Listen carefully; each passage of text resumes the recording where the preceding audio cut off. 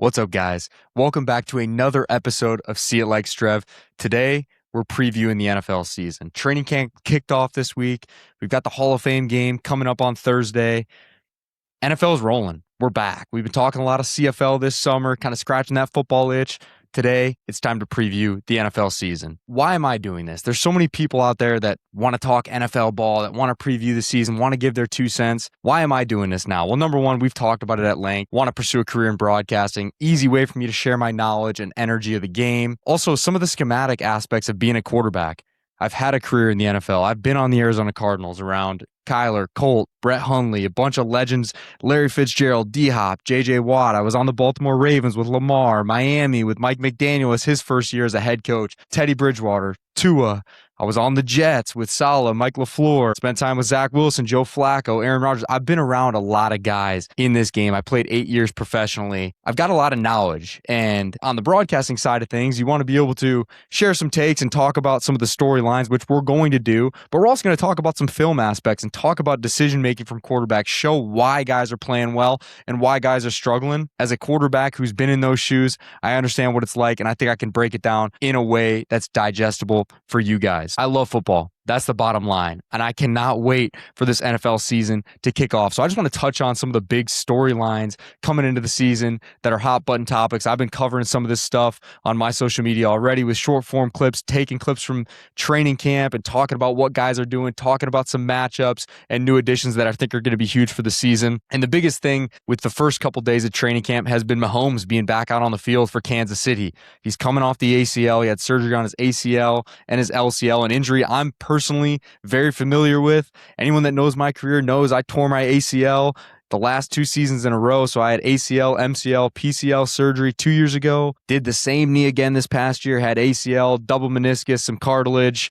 Bad deal. So I know exactly what that recovery is looking like for him. It was also my left knee. So where he's at 7.5 months into his recovery, it's impressive, man. I know he's got the big knee brace out there, the DJ, as we call it in the biz, the Don Joy, but he looks great moving around. They've even got him in team drills already, which at 7.5 months, that's a pretty aggressive pace. I've been the guy standing on the table. I know there's other people saying the opposite thing, but I've been standing on the table saying I think there's a good chance he plays week 1. There was just a video of him the other day running and doing a triple option and pitching the ball. To be moving around like that at 7.5 months is very impressive. And then the jump that you make in the next 6 weeks, when they'll be playing their first regular season game on September 14th, that'll be almost exactly 9 months since he had his surgery. That jump you're going to make from 7.5 months to 9 months is significant. He's going to keep getting better, feeling better, getting back to his old self. There's no question that he is going to be back to his old MVP self. I'm not worried about that. And if you're a Chiefs fan, you shouldn't be either. We've also been hearing a lot about Baker Mayfield and his frustration with the Buccaneers front office with this contract dispute going on. He set a deadline coming into training camp saying, hey, we need a deal done. If we don't have a deal done, we're playing the season the way that it is, and we will cross that bridge when we get there. But he felt the need to tell the media, to kind of tell his side of the story and say, hey, I'm frustrated. I feel like I deserve to be treated like the franchise guy from a pay standpoint. I think he's slated to make like $33 million this year, which, hey, that's a great living. But by starting quarterback standards, that's on the low end. I mean, you've got a bunch of these guys that are making 50 plus million, Justin Herbert, Jordan Love. You could list goes on and on of guys that are kind of right there with Baker. And to me, Baker Mayfield's a guy where I don't have him in my top 10 right now, but when he's healthy, to me, he is a top 10 guy. Couple years ago, he had like 46 touchdowns and 11 picks, was playing at an MVP caliber level, and he's shown it time and time again. When he's healthy, he can lead that team to be a contender in the playoffs, and I think if he stays healthy this year, they end up winning the NFC South. I'm sure they'll get a deal done at some point. They don't want to let him walk, and if he goes and balls this year, he's going to be looking at 60 plus million, and they're not going to want to pay that either. So I'm going to be curious to see if they can come to a resolution here as training camp gets going. Looking at the AFC, can one of these 3 AFC teams that just hasn't been able to get over the hump, that has elite quarterbacks, can they get to the Super Bowl this year? I'm looking at Josh Allen and the Bills. Can they get over that hump in the playoffs? Joe Burrow in Cincinnati. Burrow's got to stay healthy, but if he does, we saw them get to the Super Bowl and eventually lose to the Rams. And then Lamar and the Ravens. I'm a huge fan of Lamar. I played with him in Baltimore. I love the way he plays the game, but they have that new staff. There's going to be a little bit of growing pains with that transition into a little bit of a new offense. But if Lamar's healthy, to me, he's a top 3 quarterback in the league. He's shown he can be the the top quarterback in the league and potentially lead that team to a Super Bowl championship. So I'm excited to see if one of those three teams, again, can kind of get over the hump and get their team to the promised land this year. Looking at the NFC, everyone's talking about the LA Rams. That Myles Garrett trade was huge for them. Matthew Stafford just got rated a 99 overall in Madden, which we all care about Madden ratings. That's real life for sure. But he wins the MVP. He's playing potentially the best ball of his career. And there's all these rumblings about Aaron Donald coming out of retirement because he's looking at the Rams, how close they were last year, eventually losing to Seattle in the playoffs. Matt Stafford playing the best ball. They've got Myles Garrett. Can you imagine that defensive line if Myles Garrett and Aaron Donald are both up front? I remember when I was with the Cardinals, and when we were playing against the Rams, we would literally put in a special protection that was like, hey, offensive line, if there's no threats in the back end, we are going to slide the protection to Aaron Donald. It is so rare that you do that with a defensive tackle. We would also tag the running back and say, hey, running back, if you got no blitzers and you're getting out, chip 99. That would be our tag on the play sheet for that week. Chip 99 on the way out. Doesn't matter where he is. Go find him, chip him, and then you get out because he can absolutely wreck a game. So if they get Myles Garrett and Aaron Donald, even though he's mid-30s, he's not going to come back if he doesn't feel like he can affect the game. That's going to be a very dangerous defensive line. And then offensively, the weapons they have with Matt Stafford, Puka, all those guys, their tight ends are deep. That's a very dangerous team in the NFC. But you look at that entire division, they've got really three championship contending teams. They've got Seattle, who obviously just got it done this past year. The 49ers, who have shown that they can continue to show up. Now they're getting a little bit older, but man, we'll talk about it in a little bit. Brock Purdy, when he was healthy last year, he was playing at an MVP level. And then obviously we just talked about the Rams. So heck of a division out there in the NFC West with three definitely playoff caliber teams and teams that could probably go win a Super Bowl.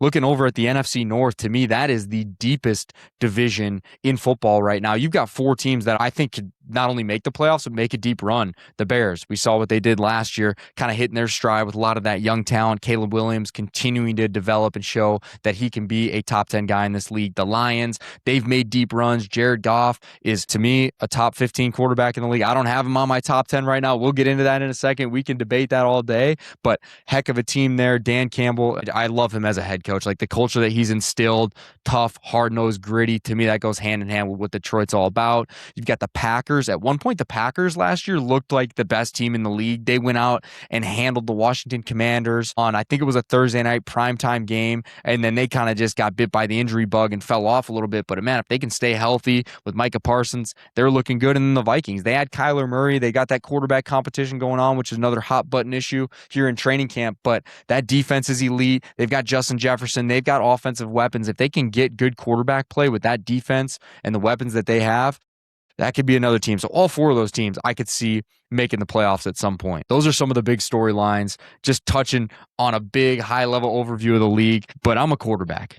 I want to live in the quarterback world. I want to talk about quarterbacks. I want to give you guys my top 10 quarterbacks heading into the season right now because I put this out on X couple weeks ago, got a little bit of pushback. I think the top 5 is pretty universally agreed upon. Now, where you put those guys, that's up to you. But I think the back 5, when you're talking about top 10 guys in the league, man, it's really, really tough to rank because to me, there's like 15 dudes that could fit into this top 10. Like, I don't have Bo Nix in my top 10. I don't have Drake May in my top 10, even though he was a runner-up for MVP last year. I don't have Jared Goff in my top 10. I mean, there's a lot of, I don't have Jordan Love in my top 10. I mean, those are 4 guys right there that I sat down for about 2 hours going back and forth on this list. Like, man, could this guy get in? Could this guy get in? And they all can. They're all great players. And who knows? We're 3 weeks into the season. This entire list might be changing. You might have to throw it in the trash can and build a completely new one. But let's start at number 10, Brock Purdy. I think Brock Purdy's a top 10 quarterback in the NFL. He was injured last year. He's been banged up,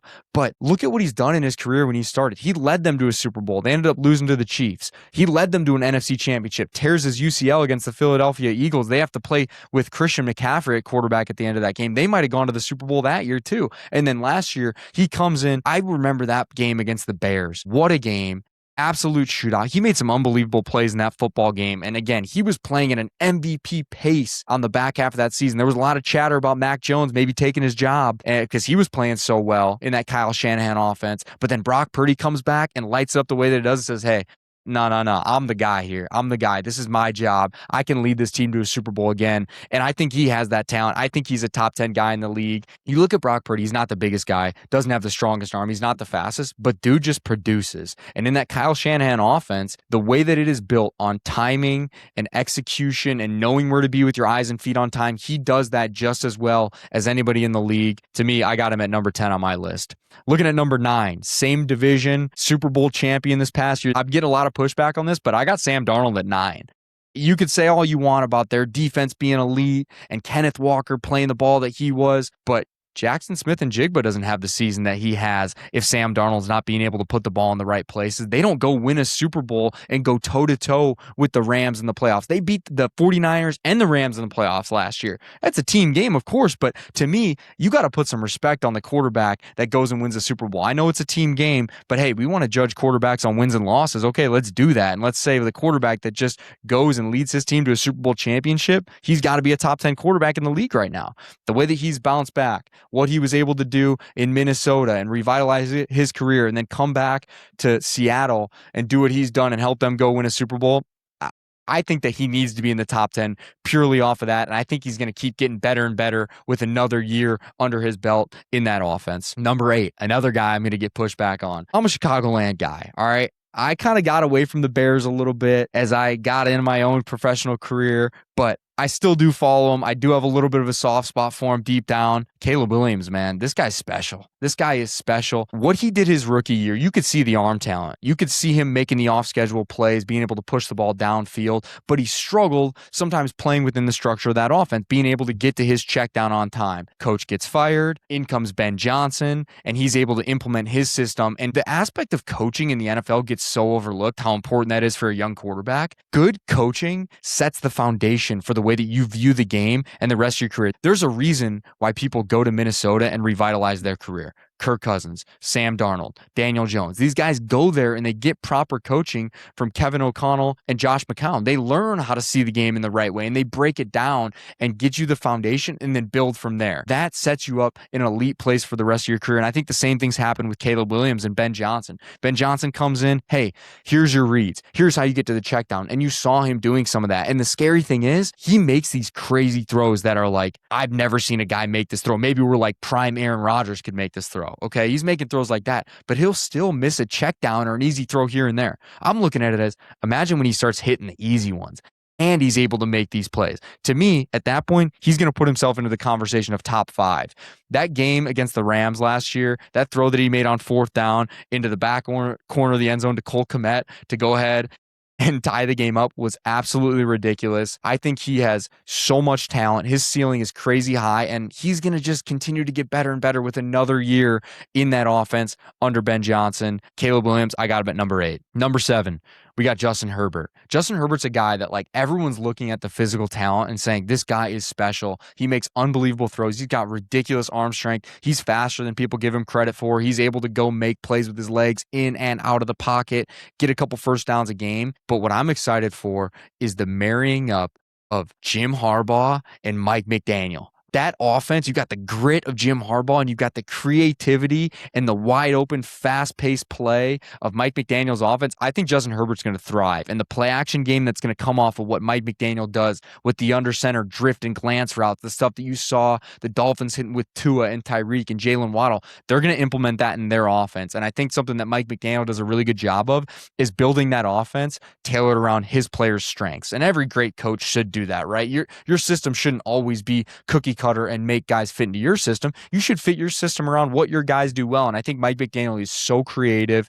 And I think that partnership between their different personalities, but 2 football guys through and through, I think that's going to be an awesome offense to watch this year. And I think that the Chargers have a real chance to take a step forward. They had the worst offensive line in the league last year. So if that offensive line can even be competent and keep Justin Herbert healthy, which we have not seen, he's always banged up. I feel like he's always got a cast on one of his hands and just making it work out there. If he can stay healthy, I think the Chargers have a real chance to make the playoffs and make a run with Justin Herbert as the 7th best quarterback in the league. Rounding out the bottom 5 here. Number 6, Dak Prescott. Dak Prescott, I think he's probably got the best chance to throw for 5,000 yards this year with their offensive weapons, the way that their offense has continued to be wide open. And that was not their issue last year. Their defense just could not get a stop. They were in these crazy shootout games.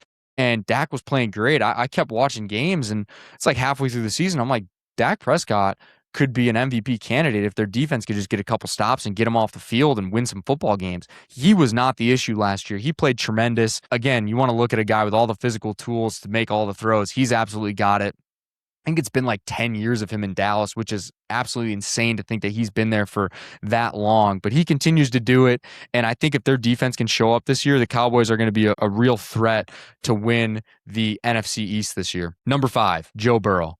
I hate even putting Joe Burrow at number 5 because he could be number 1 if he's consistently healthy, but that's just been the thing with him is can he stay healthy? Can he stay on the field? You talk about their offensive weapons. They've got weapons now. Their offensive line can keep him up. They've got a good run game now. They've got potentially the best receiver in the league in Jamar Chase. Joe Burrow is a dog. He doesn't thrive off of having the strongest arm, but his accuracy is ridiculous. His feet are clean. He's solid in the pocket, and he knows where to put the football time and time again. Number 4, and this is another guy that could be number 1 easily, Lamar Jackson. I hate putting Lamar at number 4 because he's one of my favorite players, but man, he is just so dynamic. There was an opportunity for him to go back-to-back with the MVP a couple years ago, maybe got snubbed, but same thing as Joe Burrow. Like, if those two guys can stay healthy, their teams can go win championships no matter what because they're guys that just elevate the people around them. And Lamar has such a unique skill set to be able to do what he does with his legs, but be such an elite passer. It's like impossible for defenses to play against a guy like that. Number 3, coming off the ACL, coming off the LCL. I still love him. He could still be number 1, Patrick Mahomes. We've seen what he can do. I don't need to sit here and tell you how great Patrick Mahomes is. There's enough people that do that, but he is absolutely ridiculous. And whenever he's on the field for the Chiefs, they have a better than 50% chance of winning that game. They've got a great chance to go out and win football games and compete for a championship. Number 2, MVP from last season, Matthew Stafford. I mean, he is playing ridiculous. He seems to just continue to get better and better, seems to have so much comfort in that Sean McVay offense, the way that he's able to manipulate defenders with his eyes and feet and change arm angles and make all the throws in the world. It's special, man. I love watching Matthew Stafford play, and the way that he processes, you can see that he is processing information at an elite pace. He makes some crazy throws where it's like the far hash, flat-footed, flicking a 20-yard out to the wide side of the field, guys dragging his toes on the sideline to make a catch. Some of the throws that he makes are absolutely ridiculous, and I think he's going to only continue to play great football, even at the age of, 36, 37, 38. He's getting up there, but he's playing some of the best ball of his career. And the number 1 guy in the league right now is Josh Allen. To me, it's Josh Allen. They were so close. Like, they had the team last year to get it done. They weren't able to turn the ball over a couple times in that playoff game against the Broncos, but they had a chance, send it to overtime. They get the pass interference call, and the Broncos end up scoring.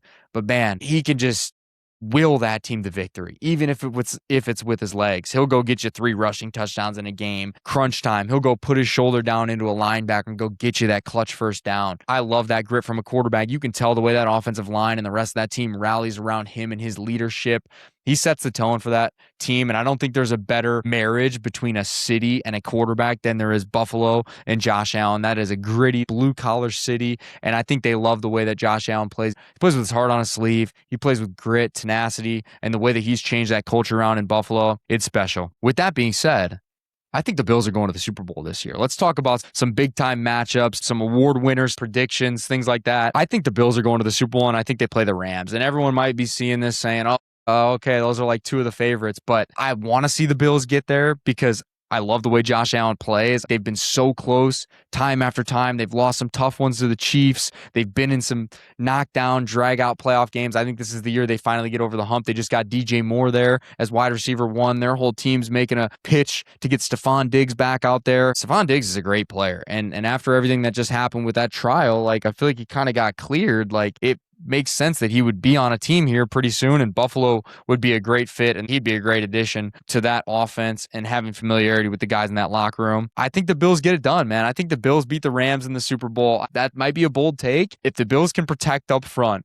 against what's going to ultimately be the most explosive defensive line in the NFL, I think the Bills can go ahead and go win the Super Bowl this year. That's who I got. I got the Bills winning over the Rams in the Super Bowl in a shootout. I got a couple dark horse teams, though, that maybe people aren't talking about quite as much. I think the Houston Texans are a team that a lot of people are sleeping on. And if you're looking at a futures bet to potentially go to the Super Bowl or win, I don't hate that pick at all because they're a competent quarterback away from just being a championship contender. That defense is the best defense that we've seen since 2020, maybe one of the best defenses from the 2000s. It's absolutely ridiculous. That defense has the ability to go out and get takeaways and score points and win you football games. If their offense can just control the ball and be competent, that is going to be a really, really scary team. And I think they have a real opportunity to go out and win the AFC South. I think that's going to be a super competitive division because you've got them, you've got the Jaguars, who are definitely trending in the right direction. Indianapolis, who looked great last year before Daniel Jones got hurt. So, I mean, you've got a few teams there that are really going to be dangerous. The Titans, Cam Ward in his second year, first year with Robert Saleh, I think they're going in the right direction. They might struggle up front with the offensive line, but that's kind of a sneaky competitive division. But if the Texans are able to put together some solid quarterback play, I think that'd be a great futures bet for a team that could potentially go to the Super Bowl and win. We talked about the Chargers. I think that's another slept-on team, but with Mike McDaniel, that offense, Justin Herbert continue to develop. Hopefully they can keep him healthy. I think that's a team that could also make a deep run and kind of finally put it all together. I feel like we've been waiting to see it from Herbert. We've been waiting to see it from the Chargers. I think this is the year they could get it done. And then the Packers, we talked about them earlier, but to me, they were looking like the best team in the NFC at one point last year, early in the season. Then they got bit with the injury bug. Micah Parsons goes down. Guys are banged up all over the field. Jordan Love gets banged up. Malik Willis has to go, and he played well. But if they can stay healthy and keep all their guys on the field, I think that's a team that could also make a run and potentially even win that crowded NFC North division. Looking at the MVP, let's look at some awards throughout the season. I'm going to give it to Josh Allen. I hate to kind of go with what everyone's saying, but it seems like it's going in that direction. He was playing some of the best ball of his career last year. They were so close in that playoff game against the Broncos. I'm a fan of his, so maybe it's just easy for me to root for, but he's won one before. I think he can get it done again. Having DJ Moore as their number one, if they bring up back Stephon Diggs, if their tight ends can both stay healthy, that's a really, really explosive offense. And then you've got Cook coming out of the backfield. That is a really, really dangerous offense, and they've got plenty of weapons, and he can get it done with his legs too if they need to. Comeback player of the year, I think Daniel Jones. I don't feel like I haven't heard a lot of people talking about Daniel Jones, but the injury he had last year, he was playing outstanding. People were kind of throwing his name around in the MVP race early in the season. They've got a really strong rushing game, and I think that the rest of that offense is solid. They have a good receiving core. They have a solid offensive line. Just top to bottom, they're a solid offense, and then their defense is also really elite. I think Daniel Jones has a chance to go out and prove to a lot of people that he can still be one of the top guys in the league when he's healthy, the way that he was rolling at the beginning of last year before he went down. I like him to win comeback player of the year. Defensive player of the year. Let's give it to Micah Parsons. He's coming back off the torn ACL. He comes back and dominates for that defense. Maybe he's a guy that could win comeback player of the year too as well, coming off that injury. But man, he is so dynamic for that defense and just one of the best pass rushers in the league. I hate to say he is the best pass rusher because Myles Garrett is there too, but let's give it to Micah Parsons. I think he gets healthy. I think he's able to settle into that Packers defense and be the defensive player of the year. Offensive rookie of the year, I like Jeremiah Love. I know that he was the number 3 overall pick, and a lot of people might be looking at that, but I think Fernando Mendoza probably sits for a little bit with the Raiders. Kirk Cousins goes out there, plays for the first few weeks. It might be difficult for Fernando at first just to get on the field because they want to let him sit, which I'm a proponent of, by the way. I love when you get a first-round guy and you can let him sit behind a veteran, and it seems like Fernando and Kirk Cousins have kind of a good relationship where he's going to be able to get in his hip pocket and learn from Kirk. That's why I like Jeremiah Love. I think that Arizona offense is a lot more explosive than people are giving him credit for. I think Mike LaFleur is super creative, and having Nathaniel Hackett out there too, being able to implement that offense, the way that they're going to be able to hammer the run game, but also be creative, getting Jeremiah Love out in space early in the season to get him touches and get him acclimated. And he is just so explosive with the ball in his hands. I could see him making some plays early on, opening up some people's eyes and potentially winning offensive rookie of the year. Defensive rookie of the year, I hate to go with the second overall pick. I go third overall pick and second overall pick, but David Bailey for the New York Jets. I mean, with Will McDonald on the other side, the way that he's been able to continue to develop and be a pass rushing threat, I think he's going to get some one-on-one opportunities early in the season. And look, that defensive line needs to get pressure. They need to help out their back, and they didn't have a single pick as a defensive unit last year. That front's got to take over for them and help that defensive secondary out. And I think if they're going to do that, David Bailey's got to go have a great season. Coach of the year, I like John Harbaugh. I think it was just time for him to leave Baltimore. I think that it kind of run its course. I get it, but I love what he's going to bring to the Giants. With that young team, you've got Jackson Dart, you've got Neighbors, you've got Cam Scatterbo, so many young guys on that team, and then Harbaugh bringing his experience and I don't want to say veteran leadership, but he's been around the NFL for a long time, being able to guide those guys in the right direction. The way that he's able to command a room, but still relate to guys in a really unique way. Spending a little bit of time with him out in Baltimore, I just really felt like I had a better sense of who he is as a leader and a person. And I think that that's going to be really, really great for the Giants. I think they're a team that could go ahead and get a wild card berth this year in the playoffs. All right. That's a lot to take in. There's a lot of amazing storylines for this season. I'm just so excited for this NFL season to get kicked off. We've got the Hall of Fame game coming Thursday. That's hitting near and dear to my heart. My last game with the New York Jets was in the Hall of Fame game in 2023. I got injured, never played another snap. So I'm excited to dive into that. And as the season goes on in the preseason, I want to bring you guys some of the unsung heroes of the preseason. That was me. I was the guy that was the last guy on the roster to start training camp. Nobody gave me a chance to make the football team. I end up doing it. I want to highlight some of those guys and what they do well in the preseason through some film breakdown, some analysis, some game recaps in the preseason.